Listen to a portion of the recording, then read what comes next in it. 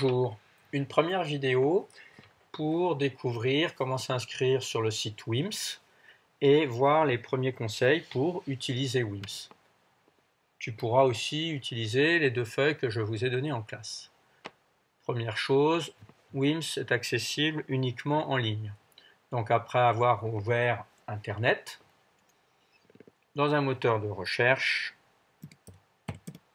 je rentre le mot WIMS et c'est en général le premier qui est le bon, qui s'appelle wims.unis.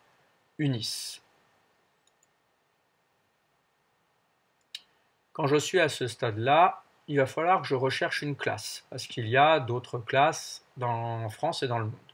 Donc je vais rentrer le nom Bernet de ton professeur, et je cherche la classe. Tout en bas, on voit qu'il y a les deux classes de 5e qu'il a cette année, et par exemple, je vais être un élève en Berlioz. Donc je veux rentrer. Je suis bien en 5e Berlioz à Sainte-Louise. Pour l'instant, je ne peux pas me connecter puisque je ne suis pas inscrit. Donc je vais aller en bas pour m'inscrire. Ici, je vais utiliser le mot de passe qui a été créé par M. Bernet, qui t'a été donné par Internet. Donc, je le rentre en faisant attention aux majuscules, aux minuscules. Il n'y a pas d'espace. Et j'envoie. Bien, après, je vais mettre un nom. Je vais le mettre en majuscule. Un prénom. Un identifiant. Alors un identifiant, c'est un pseudo. Donc tu peux mettre ce que tu veux. Par exemple, je vais mettre Toto Math. Le mot de passe, je le choisis comme je veux. Il peut être très simple. Je te conseille soit de mettre ton prénom, soit de mettre le nom de ton identifiant. Il n'y a pas d'importance à ce que ce soit excessivement sécurisé. Surtout, tu notes bien dans un coin ton identifiant, attention aux majuscules et aux minuscules, et tu notes bien aussi ton mot de passe dans un coin, parce que si tu perds l'un ou l'autre, tu seras embêté. Tu devras demander à M. Bernet, et à ce moment-là, je te pénaliserai légèrement. L'adresse email, elle n'est pas obligatoire, elle est facultative, mais elle peut être pratique si ton professeur a besoin de te contacter directement par WIMS. Mais j'insiste, c'est pas obligatoire et de toute façon tu recevras aucune publicité si tu mets ton adresse email.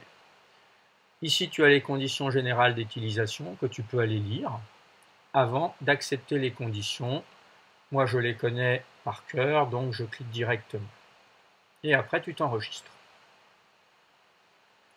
On me redemande mon mot de passe. Et voilà, il est indiqué que je suis bien inscrit en 5e Berlioz avec cet identifiant et je peux aller travailler.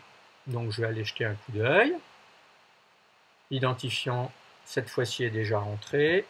J'y mets mon mot de passe. Je rentre. Et voilà, je suis accueilli. Il y a une première feuille avec un premier devoir à la maison, WIMS 1.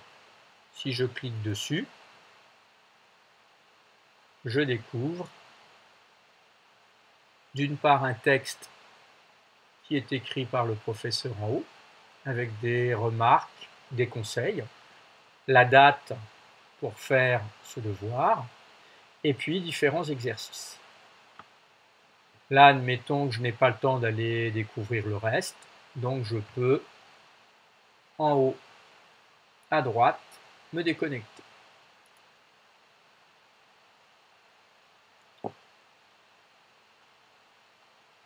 Quand je reviendrai pour travailler, à nouveau, j'irai sur le site WIMS. Je procéderai au début comme tout à l'heure, dans une des classes de M. Bernet. J'irai en 5e Berlioz. Je rentre l'identifiant en faisant attention aux majuscules, aux minuscules que j'avais notées dans un coin, le mot de passe, et cette fois-ci, je rentre. Je ne dois surtout pas me réinscrire une seconde fois. Là aussi, ce serait pénalisant. Donc maintenant, je vais découvrir les devoirs. Alors, je prends connaissance de ce qui est écrit. Il est conseillé de relire la feuille 2, utiliser WIMS. Et entre autres, le paragraphe 8, avec plusieurs remarques importantes, et dans le paragraphe 7. Donc, je vais aller relire un peu ce document. Là, c'est ce document-là, utiliser WIMS. Alors, le paragraphe 7, il est lit, il est écrit, différentes informations, et entre autres, que je peux suspendre la notation. Comme ça, je vais pouvoir m'entraîner librement sans que la note soit prise en compte. Je vais voir aussi le paragraphe 8 au dos, donc il est très grand. Il y a vraiment plusieurs remarques importantes. Donc je m'approprie cette feuille, je lis attentivement. Voilà, il est bien écrit qu'il est interdit de s'inscrire plusieurs fois. Bien. Maintenant, je vais retourner travailler. Alors, il était dit que j'avais tout intérêt à suspendre l'enregistrement, donc je vais cliquer ici sur suspendre l'enregistrement. Voilà, et il est marqué « Vous avez suspendu l'enregistrement des notes ». Ça veut dire que maintenant, je vais pouvoir m'entraîner, et si je fais des erreurs, ma note ne sera pas pénalisée. Alors, je vais aller découvrir l'exercice numéro 1. Je clique dessus, et j'ai un premier exercice.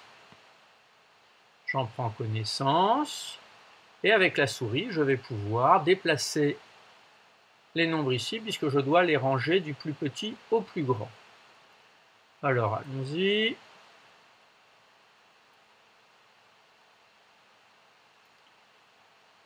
Là. Et je décide d'envoyer la réponse rapidement. Ah, problème, je n'ai que des mauvaises réponses, j'ai dû aller un peu trop vite. Je cherche à comprendre mes erreurs. Ah ben oui, en fait, j'ai pas mis du plus petit au plus grand, mais du plus grand au plus petit. Donc j'ai été trop vite.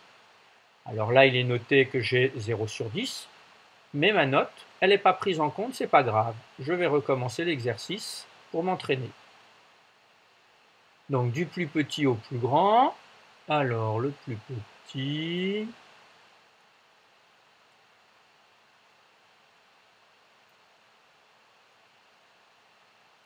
Là, je me relis. Ah, là, je me suis trompé. Donc, je décale, je change de place. Plus petit au plus grand. Moins 15 est inférieur à moins 9, est inférieur à 18, est inférieur à 20. Donc, cette fois-ci, j'envoie la réponse. Et tout est bon. Si je retourne sur la feuille d'exercice, je peux regarder ici que pour l'instant, la note n'est pas prise en compte. 0% de réussite puisque je me suis entraîné. Alors, cette fois-ci, je suis sûr de moi, je vais activer l'enregistrement. L'enregistrement des notes est ouvert. Et je vais, cette fois-ci, faire l'exercice. Mais attention, pas le droit à l'erreur, puisque cette fois-ci, la note serait prise en compte.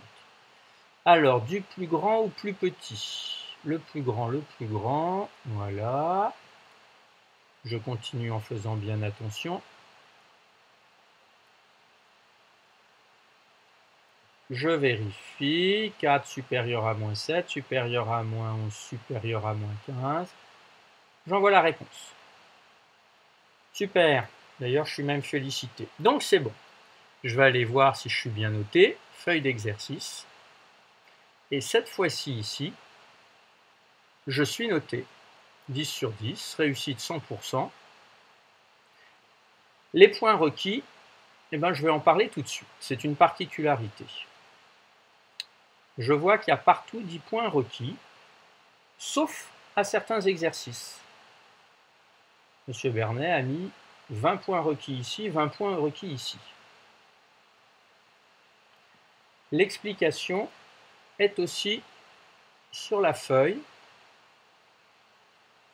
au point petit c, point obtenu, et il est précisé que s'il est écrit 20 points requis, cela signifie qu'il faut faire 2 fois la même question. Je retourne, petit souci, je retourne sur l'exercice, je vais essayer le numéro 6.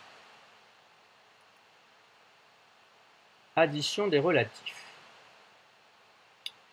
Ah, donc je vais mettre le résultat, envoyer la réponse, c'est bon. Si je regarde la note, en allant sur la feuille d'exercice, le numéro 6, j'ai un carré vert parce que je l'ai fait une fois, qualité 10 sur 10, réussite 50%, puisque je dois le faire 2 fois, donc c'est que la moitié, là, 50%. Je retourne et je vais le faire une deuxième fois. Alors, j'ai un autre calcul, je mets la réponse, j'envoie. Ah, zut, je me suis trompé. Et je m'aperçois que j'ai oublié de suspendre la notation. Ça veut dire que, hélas, cette mauvaise note, ce mauvais résultat va être pris en compte. Si je vais sur la feuille d'exercice, je regarde, eh bien, ma note a baissé, et pourtant je l'ai fait 2 fois. Alors je peux suspendre l'enregistrement pour m'entraîner à nouveau, pour ne pas prendre de risques, ou bien je m'aperçois qu'en fait c'était une étourderie de ma part, j'avais été un peu vite. Donc cette fois-ci, je vais faire très attention. Attention, je n'ai pas le droit à l'erreur. Alors, je rentre le résultat. J'envoie la réponse, qui est bonne. Ouf! Et normalement, je l'ai fait 2 fois, ça devrait suffire. Alors, la note a remonté. Mais hélas, je n'ai pas 10 sur 10. Je l'ai fait ici 2 fois juste, il y a 2 carrés verts. Normalement, si je n'avais pas fait cette erreur, ici j'aurais 10 sur 10. Alors il existe un truc pour faire remonter la note à cause de cette erreur, cette étourderie. Eh bien je peux retourner et je vais encore en refaire d'autres. Normalement il n'en fallait que 2, mais je vais en faire d'autres pour en avoir d'autres justes. Et si j'en ai d'autres justes, ça va me remonter encore la note. Allons voir. Voilà, j'ai encore augmenté. Alors ça remonte très lentement. Conclusion, si je ne veux pas prendre de risque, il faut vraiment que je pense à suspendre l'enregistrement et essayer. Et quand je suis sûr de moi seulement, à ce moment-là, j'en fais pour faire remonter la note le plus possible si jamais j'ai fait des étourderies. Je peux aussi, complètement à gauche, aller voir mes notes. Voilà, là j'ai le détail de mes notes. Les points requis, 10, une seule fois, ça suffisait. Là, il y a 20, donc il fallait que je le fasse 2 fois, mais au total, je l'ai fait 4 fois. C'est les nombres d'essais. Après, je peux revenir sur la page d'accueil. Voilà. Quand j'ai fini, j'ai rien à envoyer au professeur. Si je suis occupé à faire autre chose, eh ben, je peux m'arrêter là tout de suite et puis je reprendrai plus tard. Je me déconnecte. Bonne poursuite de découverte. S'il y a des questions, regarde bien déjà la feuille avec les conseils que j'ai donnés. Et si tu as bien regardé, après tu peux éventuellement m'écrire pour me poser une question par Internet. Bon premier devoir et à bientôt.